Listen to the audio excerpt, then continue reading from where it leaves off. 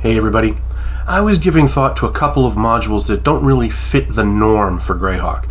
Normally, when there's an adventure module set in Greyhawk, you know exactly where it is.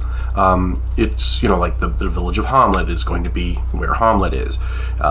Things like that. However, there are a couple modules that don't fit that same pattern, and that's something I'd like to talk about today on Greyhawk Grognard.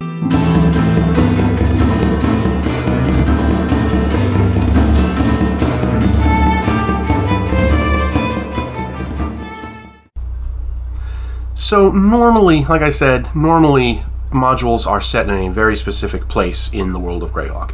You've got the Slavers, which are on the Wild Coast and on the Palmage. You've got Temple of Elemental Evil, which is in the Cron Hills and the Gnarly Forest, and so on and so on and so on.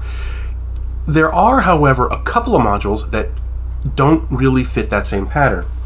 The first one is one of my favorite modules. This was In Search of the Unknown. This was originally included in the Holmes basic set.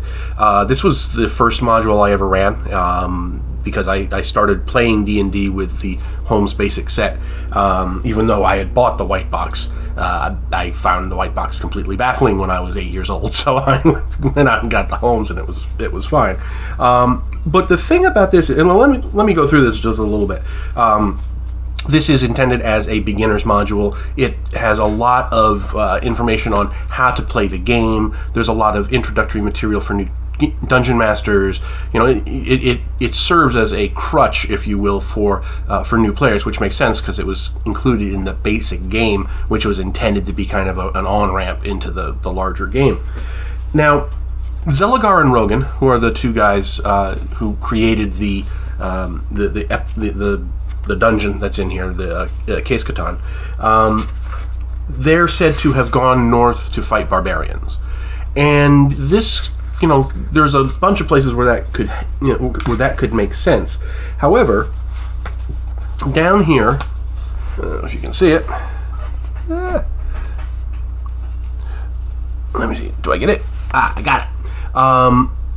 You could see down at the bottom there, in the mythical world of Greyhawk setting, this could be in the Barony of Ratic, the Duchy of Ten, or the Theocracy of the Pale. Interestingly enough, in later printings of this module, that was taken out. So this is one instance where, rather than retconning something into the setting, this was actually removed from the setting for reasons I have no idea. But that's an example of what I'm talking about, where you've got three different places: Ratic, the Pale, or what was the other place? I don't even remember now.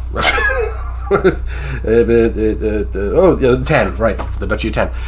So the Dungeon Master has that kind of leeway to position it where he wants. All those places kind of lead to the same barbarians, the Sul barbarians or Stonehold or so forth. But having that leeway is different for a module like this. It's a very generic module. As long as you have a place where there's barbarians to the north, you can plop this down and it makes sense. So in that sense, it's kind of expected. But it's just weird to see. And the fact that they then took that out and more genericized the module is also very interesting to me. Now, the opposite happened with the Keep on the Borderlands. This is a module that was intentionally made as a generic module. There is no place in any campaign setting where this is said to be set, even optionally. But then, when they did return to the Keep on the Borderlands, they retconned it into, I believe, the Yeomanry or it was either the Yeomanry or one of those countries down there on the edge of the mountains. So this became a border castle down there in the southwest of the Flanaess. So that's I found that a very interesting dichotomy, and they're both, B1 gets taken out, B2 gets put in. I thought that was a neat little symmetry. And another instance where we see a kind of optionalism when it comes to the world of Greyhawk is in the Tomb of Horrors, which is not everybody's favorite module, but it's can't deny it's a classic.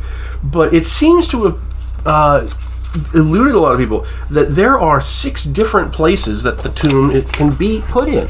Possible locations of the tomb: the plains of Ayuz, an island in the Near Dive, in the Bright Desert, the Duchy of Joff, in the vast swamp, or in an island south of the Sea Barrens. Now, at some point, and I don't know when this exactly happened, but at some point that got canonicized as this is in the Great Swamp.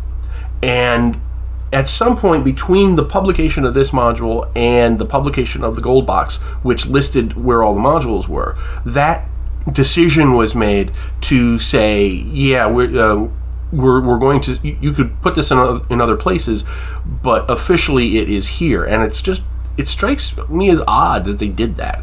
I kind of like the idea that in anybody else's, in each individual campaign, the tune can be in other places. And I've often toyed with the idea of not having it in the Vast Swamp in my campaign. It would be in one of those other locations, just to give players the unexpected. But I think that was, and it was obviously even more canonicized when they did Return to the Tomb of Horrors, and then they carried that forward, making Acererak a kind of a big setting villain. So anyway, I thought that was a neat little a little bit of corner history, of the setting that not many people really think about. Is that not everything is exactly in one position in the campaign, especially when it comes to some of these classic modules. So anyway, hope you enjoyed it. Thank you all so much for your support. I really, really appreciate it.